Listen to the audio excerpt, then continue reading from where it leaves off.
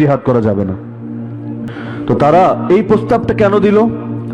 যে মানুষ আলেমকে মানে, কথা খেয়াল করবেন, মানুষ আলেমকে মানে, আলেমের বিপক্ষে যদি শাসক না গোটা দুনিয়াও দাঁড়ায়, যেই ব্যক্তি হক চায় সে আলেমের পক্ষেই থাকবে। কিন্তু আলেমের মোকাবেলায় যদি আরেক জালেম আলেমকে দাঁড় করিয়ে দেওয়া যায়, মানুষ বিভ্রান্ত হবে।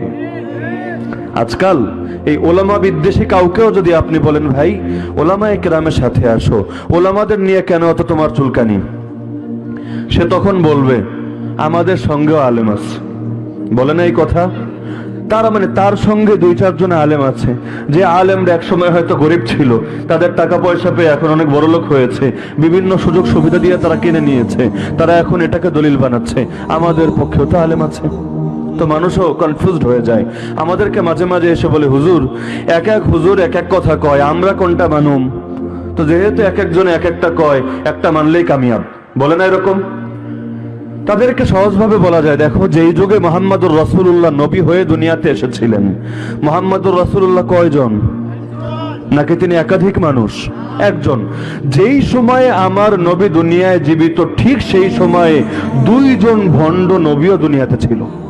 একজনের নাম মুসাইলামা কাযযাব, আর একজনের নাম আসওয়াদ আনসি। তাহলে হক নবী একজন, বাতিল নবী দুইজন। এখন যদি কেউ বলে যে হুজুর এক এক হুজুরে তো এক এক কথা কয়, এক এক নবী এক এক কথা কয়, তা আমার কাছে মনে হয়েছে তারা হক, তাই আমি তাদেরকে মেনেছি। আপনারা অমনোযোগী হলে কথা আমি শেষ করতে পারবো না। সবাই এদিকে ফিরেন, মনোযোগ দেন। এক একজন এক এক কথা বলছে। এই যুক্তি দিয়ে কেউ যদি বলে মুহাম্মদকে মানি না, মুসাইলামা কাযযাবকে মানি, আসওয়াদ আনসিকে মানি, তার এই কথাকে কিয়ামতের দিন তাকে বাঁচাবে? কেন? আল্লাহ তো তোমাকে গরু বানায়নি, ছাগল বানায়নি, কুত্তা বানায়নি, মানুষ বানিয়েছেন, বিবেক দিয়েছেন। আল্লাহ তাদেরকে বিবেক দেননি, তাদের জন্য জান্নাত জাহান্নামও নির্ধারণ করেননি, তাদের জন্য হক চেনারও কোনো মাসালা রাখেননি। কিন্তু আল্লাহ তো আমাদেরকে আকল দিয়েছেন। এই আকল তো এজন্য দেননি শুধু দুনিয়ার পেছনে ঘুরে দৌড়াবো আর তাদের মধ্যে যাব, শুধু এজন্য তো না। এই আকলকে দিয়েছেন যে আমি আকল দিয়ে হক চিনবো, হক জানবো, হকের উপর চলবো, হকের জন্য জীবন দেবো। এজন্য দুনিয়ার সবাই যাই বলুক না কেন, আমি যদি আমার আকলকে কাজে লাগাই, আমি যদি হককে সন্ধান করতে চাই, ওয়াল্লাযীনা জাহাদু ফিনা লানাহদিয়ান্নাহুম সুবুলানা, আল্লাহ বলেন যারা আমার পথে মেহনত চালাবে, চেষ্টা সংগ্রাম করবে, আমি আল্লাহ হেদায়েতের পথে তাদেরকে পরিচালিত করব। দুনিয়ার সবাই যে কথাই বলুক না কেন, যেই মানুষ হকের উপর চলতে চায়, আল্লাহ অবশ্যই তাকে হকের উপর চালাবেন।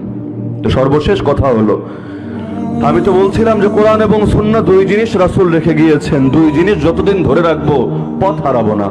আর এই দুই জিনিসের বাইরে ইয়াকুম মুহদাসাতিল উমুর, নিত্য নতুন নবদ্ভাবিত যত পথ, যত মত, যত আদর্শ আমাদের সামনে আসবে, রাসূল বলছেন খবরদার এগুলো থেকে দূরে থাকো। কারণ ফাইন্না কুল্লা মুহদাসাতিন বিদআহ, কোরআন সুন্নাহর বাইরে নতুন যত আদর্শ আসবে, যত পথ মত আসবে, এগুলো হবে বিদআত। ওয়া কুল্লা বিদআতিন দালালা, আর প্রত্যেকটা বিদআত হবে গোমরাহি, আর গোমরাহি জান্নাতে নেবে না, আমাকে জাহান্নামে পৌঁছে ছাড়বে। তো রাসূলের যুগে সাহাবিয়া, তাদের চোখের সামনে রাসূল ছিলেন। সেই যুগে ইসলাম একটাই ছিল। কয়টা ছিল? আরে বলেন না কয়টা ছিল? কিন্তু এই যুগে ইসলামের ভার্সন বের হয়ে গেছে অনেক, এক এক এলাকায় এক এক ইসলাম। এই যে বেদাতিরা বিভিন্ন জায়গায় বেদাতি কর্মকাণ্ড করে, দুই বেদাতি নেতার কর্মকাণ্ডে মিল পাবেন না। রাজবাড়ির বেদাত একরকম, ফরিদপুরের বেদাত আরেক রকম, ঢাকার বেদাত একরকম, চিটাগাংয়ের বেদাত আরেক রকম, বাংলাদেশের বেদাত একরকম, ভারতের বেদাত আরেক রকম। এক একজনে এক এক দিকে পরিচালিত করে। ইসলাম তো একই ছিল, ভার্সন এত কেন বের হলো? এ বলে এটা করো, সে বলে সেটা করো, এ বলে লাফাতে লাফাতে বাসের আগায় ওঠো, সে বলে হজে যাওয়া লাগবে না, আমি একটা বাইতুল্লাহ বানিয়ে দিলাম, এই বাইতুল্লাহ তওয়াফ করো। এত ভার্সন কেন বের হলো? কোরআন হাদিস তো 100টা ছিল না, কোরআন হাদিস তো মৌলিকভাবে একই ছিল। তার মানে কোরআন হাদিস বাইরে গিয়ে যখন মানুষ নিত্য নতুন পথকে আঁকড়ে ধরবে, তখন এভাবেই তারা বিভ্রান্ত হতে থাকবে। তো এজন্য বিভিন্ন পথের পেছনে ছুটেছি, বিভিন্ন মতের পেছনে দৌড়িয়েছি, কিন্তু সময় হয়েছে মূলের দিকে ফেরত আসার। রাসূলের যুগ থেকে আমাদের যুগের দূরত্ব অনেক, 1450 বছর পরের মানুষ, কিন্তু আমাদের মুক্তি আব্রাহাম লিঙ্কনের ইসলামে না, আমাদের মুক্তি পশ্চিমা মডার্ন ইসলামের মধ্যে না, আমাদের মুক্তি নিত্য নতুন বিভিন্ন ধরনের আবিষ্কৃত ইসলামের মধ্যে না, আমাদের মুক্তি বেদাতি ইসলামের মধ্যে না, আমাদের মুক্তি শিরকি ইসলামের মধ্যে না, আমাদের মুক্তি নেফাক ইসলামের মধ্যে না, আমাদের মুক্তি ওলামা বিদ্বেষী ইসলামের মধ্যে না, আমাদের মুক্তি সেই ইসলামের মধ্যে যে ইসলামের মধ্যে ছিল সাহাবীদের মুক্তি। তাই এজন্য হাজারো পথ এবং মতের পেছনে না ছুটে নিজের বিবেককে কাজে লাগাই, কোরআন এবং সুন্নাহকে আঁকড়ে ধরি।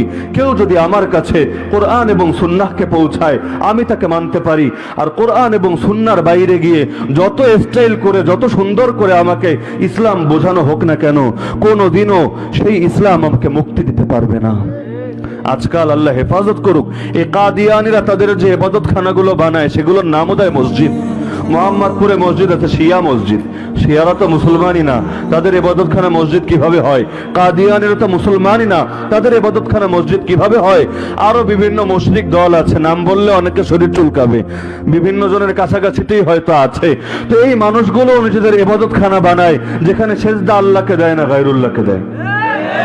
অথবা নামাজ পড়ে আল্লাহর জন্য নামাজ শেষ করতে দেরি, সঙ্গে সঙ্গে আরেকটা সেজদা দেয় আরেকজনকে। এগুলোর নাম যতই মসজিদ দেখ না কেন, কোনোদিনও তো এগুলো ইসলামী মসজিদ হবে না। রাসূলের যুগেই তো একদিকে ছিল মদিনার মসজিদ, আরেকদিকে ছিল মসজিদে জিরার, যে মসজিদকে মুনাফিকরা বানিয়েছিল। উদ্দেশ্য ছিল মুসলমানদের মধ্যে ফিতনা করা, কিন্তু অন্য শিরোনাম দিয়ে বানালে মুসলমানরা বুঝে ফেলবে। মসজিদ শিরোনাম দিয়ে বানালো, আল্লাহ তার নবীকে আদেশ দিলেন, যাও মসজিদ ভেঙে দিয়ে আসো। তো ইসলামের নাম লাগালে ইসলাম হয়ে যায় না।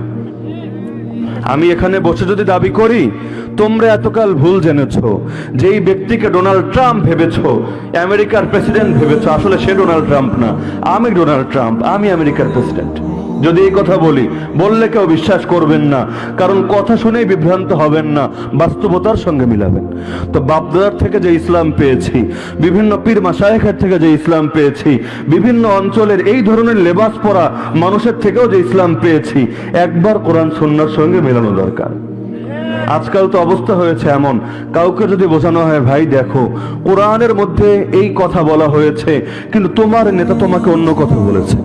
রাসূল বলেছেন, আমি যদি আল্লাহ ছাড়া অন্য কাউকে সেজদা করার আদেশ দিতাম, স্ত্রীকে আদেশ দিতাম স্বামীকে সেজদা করার, তার মানে কি অনুমতি দেননি? সেজদা একমাত্র আল্লাহর জন্য হবে। তো এখন আপনার শায়েখ আপনাকে শিখিয়েছে না সেজদা করতে হবে অমুক পাককে, তো শিখিয়েছে, আপনিও সেজদা করছেন। একবার কোরআনের সঙ্গে, একবার হাদিসের সঙ্গে মিলিয়ে দেখারও চিন্তা করছে না, একটু মিলিয়ে দেখি আসলে মিলল কিনা। মিললে আলহামদুলিল্লাহ, এর জন্য আমি জীবন দিতেও রাজি। যদি না মিলে নিজের দিকে একবার তাকানো দরকার, একবার সংশোধন করা দরকার। কারণ কোরআন জানিয়েছে, ইন্নাল্লাহা লা ইউগাইয়িরু মা বিকওমিন হাত্তা ইউগাইয়িরু মা বিআনফুসিহিম। কোন জাতি, কোন সম্প্রদায়ের লোকেরা যদি নিজেরা নিজেদের অবস্থা পরিবর্তন না করে, আল্লাহ তাদের অবস্থা পরিবর্তন করবে না। আল্লাহ তো চাইলে এমনও করতে পারেন, রাতে একটা মিলাদ পরে ঘুমাবো, সকালে উঠে শুনবো দুনিয়ার মধ্যে মুসলমানদের খেলাফত ফিরে এসেছে, ইজ্জত ফিরে এসেছে, আমেরিকা, ইসরায়েল, ভারত, চীন নাস্তানাবুদ হয়েছে। অবশ্যই আল্লাহ পারেন, কারণ আল্লাহু আকবার, আল্লাহ সবার চাইতে বড়। ইন্নাল্লাহা আলা কুল্লি শাইইন কাদির, নিশ্চয়ই আল্লাহ সবকিছুর উপর পরিপূর্ণ ক্ষমতাবান। তাহলে করেন না কেন? কারণ এটা আল্লাহর সুন্নাহ না, আল্লাহর নিজাম না। আল্লাহ নিজাম বানিয়েছেন, কাতিলুহুম, তোমরা তাদের বিরুদ্ধে জিহাদ করো, ইউআযিবহুমুল্লাহু বিআইদিকুম, আযাব তোমরা দিবে না, আযাব আল্লাহই দিবে, কিন্তু তোমাদের এই হাত দিয়ে দিবে। যখন আমার নবী সেই কাফেরদের দিকে ধুলোবালি ছুড়লেন, সবার চোখে গিয়ে পৌঁছলো, আল্লাহ বললেন, ফালাম তাকতুলুহুম, তোমরা বদরের ময়দানে তাদেরকে হত্যা করোনি, ওয়ালাকিন্নাল্লাহ কাতালাহুম, আল্লাহ তাদেরকে হত্যা করেছেন। ওমা রামাইতা ইয রামাইতা, নবী আপনি যখন ধুলো নিক্ষেপ করেছেন আপনি করেননি, আপনার এই শক্তি নেই সবার চোখে ধুলা পৌঁছানো। ওয়ালাকিন্নাল্লাহ রামা, আল্লাহই করেছেন আল্লাহ, মাধ্যম হয়েছে তোমরা। তো একইভাবে শিরিক থেকে যদি বের হতে চাই, কুফর থেকে বের হতে চাই, বেদাত নেফাক থেকে যদি বের হতে চাই, ইসলামের নামে যত অনইসলামিক কর্মকাণ্ড চলছে যদি বের হতে চাই, উদ্যোগ নিতে হবে আমাকে, সাহায্য করবেন আল্লাহ। তো এজন্য শেষ পর্যায়ে এই আবেদনটাই রেখে যাই, আমাদের আশপাশে যত ধরনের মুনকার কাজ হয়, বেদাত হয়, শিরিক হয়, নেফাক হয়, আল্লাহর খেয়ে আল্লাহর পরে আল্লাহর জমিনে আল্লাহর সঙ্গে নেমক হারামি করে, চুপ থাকলে মুক্তি পাবো না। আমাদের শ্রেষ্ঠত্ব চুপ থাকার জন্য না, আমাদের শ্রেষ্ঠত্ব মানুষকে সৎ কাজের আদেশ করার জন্য এবং অসৎ কাজ থেকে নিষেধ করার জন্য। রাসূলের এই আমানতকে ধারণ করি, এই আমানতকে মানুষের দুয়ারে দুয়ারে পৌঁছে দেই। আরে আমার নবী যদি আমানত পৌঁছতে গিয়ে তায়েফের ময়দান রক্তাক্ত হতে পারেন, উহুদের ময়দানে দাঁত শহীদ করাতে পারেন, নবীর রক্তের চাইতে আমার রক্তের দাম বেশি না? আমরাও প্রয়োজনে পুরো রাজবাড়ি সবাই মিলে ইসলামের জন্য রক্ত বিলিয়ে দেব, তারপরও আমরা এই জীবনে ইসলামের মানহানি সহ্য করে নেব না। সিদ্দিক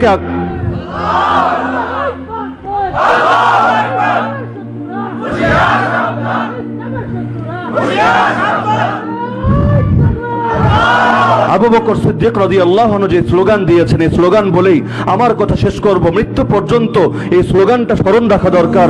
সিদ্দিক আকবর বলছিলেন, আয়ান কুসুদ্দিন আন হাইয়ুন, আমি আবু বকর জীবিত থাকতে ইসলামের মধ্যে এতটুকু কমতি ঢুকবে কোনোদিনও আমি তা মেনে নেব না। আল্লাহ তাদেরকে শ্রেষ্ঠত্ব দিয়েছেন, মর্যাদা দিয়েছেন, তারপরও তার ইসলামের জন্য রক্ত দিতে রাজি। তো আমাদেরকেও এরকম অনইসলামিক কর্মকাণ্ড দেখে চুপ থাকলে মর্যাদা তো পাওয়া যাবেই না, বরং আখিরাতে আযাবে আক্রান্ত হতে হবে, দুনিয়ার মধ্যেও বেইজ্জতি হতে হবে। এজন্য হক নামক বৃক্ষের গোড়ায় আমাদের মেহনত ঢালতে হবে। শাইখুল হাদিস আল্লামা আজিজুল্লাহ কামাতুল্লাহ আলী বলতেন, ইসলাম নামক বৃক্ষের গোড়ায় পানি নয় বরং রক্ত ঢালতে হয়। এক কবি বলেন, ইসলাম জিন্দা হোতা হয় হর কারবালা কে বাদ। আল্লাহ তাআলা আমাদের সবাইকে তৌফিক দান করুন, আমিন। ওয়া আখিরু দাওয়ানা আলহামদুলিল্লাহি রাব্বিল আলামিন।